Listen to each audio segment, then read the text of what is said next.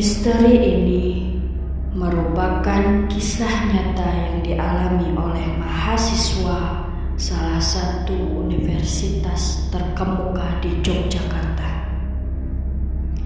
Sebut saja namanya Indra, hantu penunggu lemari tua yang kerap mengganggu di kamarnya, menjadi bukti bahwa manusia senantiasa berada di antara makhluk lain ciptaan Allah.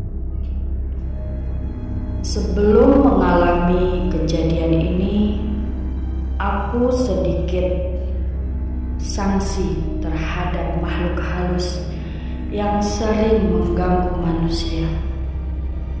Lebih-lebih semenjak aku memiliki pacar, seorang cewek yang mengaku memiliki indera keenam dan bisa melihat hal-hal gaib termasuk jin dan setan. Menurutnya, di setiap rumah pasti terdapat penghuni gaib di dalamnya. Ia juga menuturkan jika makhluk gaib itu memiliki sifat bermacam-macam layaknya manusia. Ada yang jahat dan ada yang baik.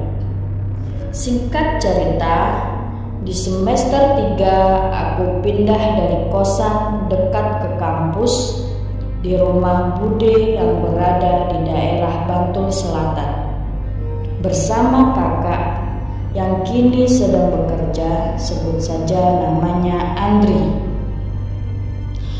Awalnya kami sangat menikmati tempat tinggal baru tersebut, meskipun sekedar menumpang di rumah saudara. Namun setidaknya kami tidak terganggu dengan kebisingan kota. Maklum saja, rumah Bude tergolong berada di daerah desa yang tidak seramai di kota. Sekitar sebulan sudah kami menempati sebuah kamar berdua. Pada awalnya kami sama sekali tidak mengira jika di dalam kamar kami, tepatnya dalam lemari, terdapat sosok gaib yang sudah lama menghuni almari tersebut. Sebelum aku dan kakak Andri menempati kamar itu, kejadian mistis pertama justru dialami Kak Andri sewaktu aku belum pulang kuliah. Dia sempat bercerita bahwa di dalam lemari sepertinya ada tikus yang kerap berisik mengganggu. Padahal selama ini aku sama sekali tidak mendengar suara apa-apa dari dalam lemari tersebut.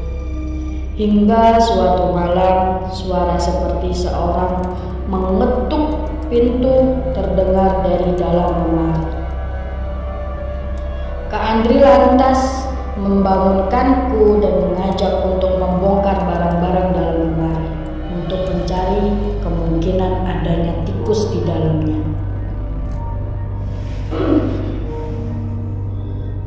Namun setelah seluruh barang dalam lemari kami keluarkan, sama sekali tidak terlihat sesuatu yang mencurigakan, apalagi tikus yang dari awal kami curigai.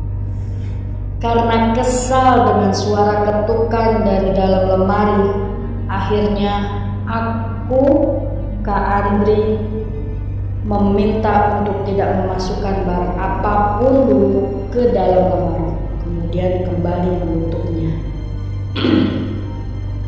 Sekitar pukul 11 malam, kami berusaha untuk tidur kembali, namun belum juga terlelap. Tiba-tiba terdengar suara ketukan lagi dari dalam lemari. Dengan logat Jawanya, Kak Andri berkata, "Saiki kamu kapan raiso beli?" Sambil berdiri dan membuka lemari. Namun saat lemari kosong tersebut dibuka, Sama sekali tidak ada hewan apapun di dalamnya. Peristiwa ini terjadi beberapa kali hingga akhirnya kami tertidur karena capek mondar-mandir buka tutup lemari. Rahasia yang selama ini aku dan Kak Andri rasakan akhirnya terbongkar setelah pacarku berkunjung ke rumah Bude.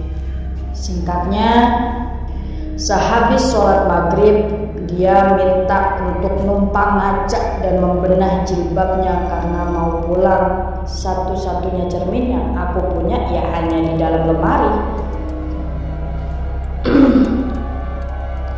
Bergegas dia masuk kamar dan membenahi jilbabnya, namun mendadak ia terjatuh ke belakang sewaktu berkaca. Aku dan Kak Andri yang berada di ruang tamu lantas lari menuju kamar dan ingin mengetahui apa yang terjadi dengan pacarku. Dengan sempoyongan ia berusaha berdiri lantas kembali duduk di ruang tamu.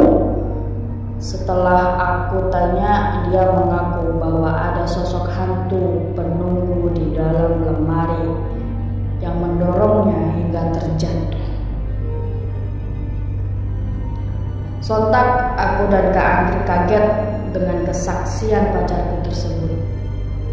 Menurut penuturannya, makhluk itu terlihat sangat jahil dan sering mengganggu dengan mengetuk-ngetuk lemari dari dalam.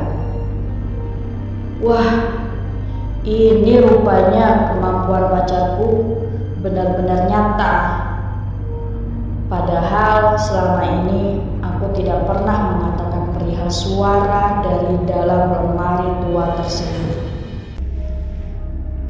Perasaan was-was dan sedikit takut senantiasa datang di dalam benak jika harus berada di dalam kamar sendirian.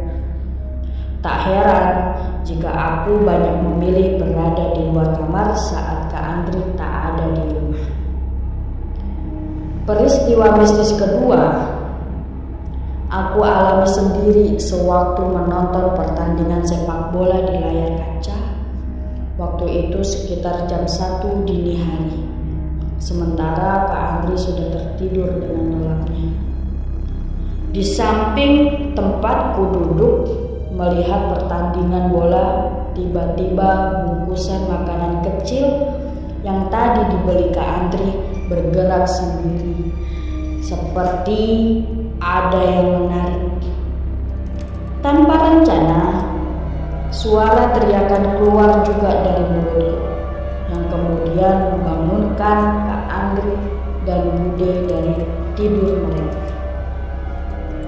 Hingga tulisan ini aku ceritakan, aku dan Kak Andri masih tinggal di rumah Bude.